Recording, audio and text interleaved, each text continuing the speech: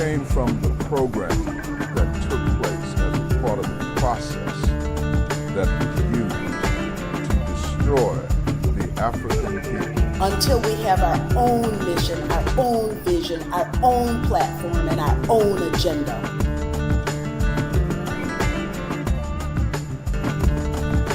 We would be joining the ranks of those who had the foresight and the vision and the gumption to make it happen.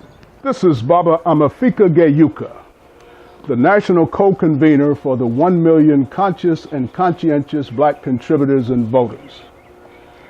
I'm often asked by people, why do we have such a long name for this movement of ours? Why do we have to call it the 1 million conscious and conscientious Black contributors and voters? Why not a shorter name, something easier to remember, for example? Well, a name represents something, or at least it should. And I can assure you that this name represents something.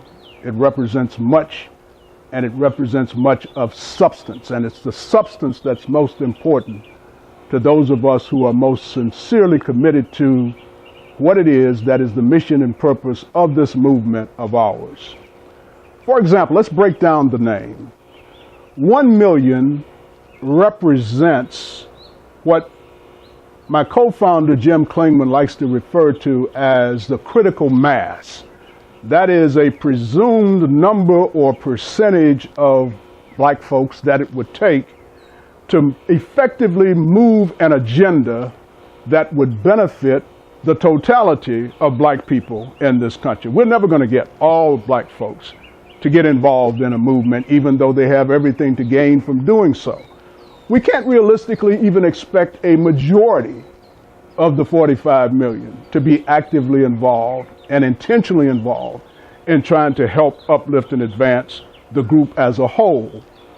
So there has to be a number and percentage of the total number of Black folk who do have and are made of the right kind of stuff, that if they join forces and pull together and work together, they would be able to effectively move our agenda forward and upward as we would want to move it. Again, Jim refers to that number, the quantitative factor, as the critical mass. But that critical mass would also need to have some other traits and attributes that are important. And that I refer to as the quality quotient, the QC. You've heard of IQ, intelligence quotient, where they measure the degree of intelligence of individuals by some methods of testing and whatnot. Well, the QC is a way of measuring, or at least judging, the quality of the individuals who would present themselves as potential, at least, members of this movement. We are not looking for just any old 1 million folk to sign up. We're looking for a special grade or caliber or quality of Black folk. I like to refer to it as the best and brightest. We need the best and brightest, especially when you consider that this relatively small number of people that we refer to as a critical mass has to be able to effectively move a much larger mass of people, 1 million versus 44 million. And so they can't just be regular old dry long sofa nothing folk. They've got to be folks who have got the right stuff. They've got to have intestinal fortitude. They've got to have heart. They've got to have character. They've got to be serious. They've got to be committed. That's what we're looking for to comprise this 1 million. So we're looking for the best and the brightest. So everything that we do is intended to facilitate our search for that element amongst Black people, wherever they may be found, who are already made of the right stuff. In other words, it's important for you to understand that we're not looking to convert anybody to our way of thinking. We're looking to find people who will need no conversion. They're already out there, but they didn't know where the rest of the people who feel and believe as they feel and believe ought to be found.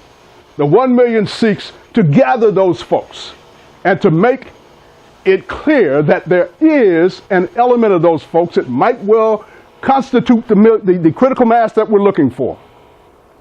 Now, how do we do that? I see it as being akin to something that I hear people did back in the days when they had the gold rush out in California. If you didn't have a lot of money to buy heavy equipment to go dig mines, for example, you had to go to the stream bed and you had to seek yourself some gold nuggets amongst whatever could be found in the stream. So they would use something like a pan, similar to what I have in my hand here. You'll notice that there are holes in the bottom of this. Now the holes in the bottom of the pan that the miners actually used back in the day would probably be much smaller than this.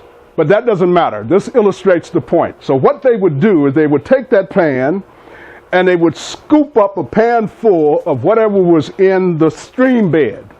And then they would sift it around like this. And of course the water and the small grains of sand and whatnot would fall through. And they would dip some other water and continue to sluice it around. And eventually what they would get down to is something that was too large to fall through the cracks. Now, not everything that was too large to fall through the cracks was of value.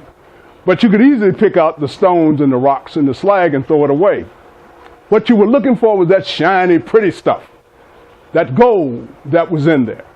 And it was the gold that had value, even though the gold itself, the gold nuggets that were there, were few and far between. A lot of other stuff was there, but you just dispose of or discard the other stuff and you hold on to the good stuff, which is the gold, the nuggets. So that's what we're looking for. That's what this series of videos is about. If you come in contact with this video and you see yourself described here as one of those best and brightest that we have produced, and you have the conscientious consciousness that we're looking for amongst those who would help us comprise this critical mass, then I challenge you, as well as inviting you, to go to our website, www.iamoneofthemillion.com. Look for that information there that would be pertinent for you to make your decision. And if you decide that you are indeed one of those nuggets, then you want to get into the pan with the rest of the gold. And we can get this done, brothers and sisters. Y'all feel me?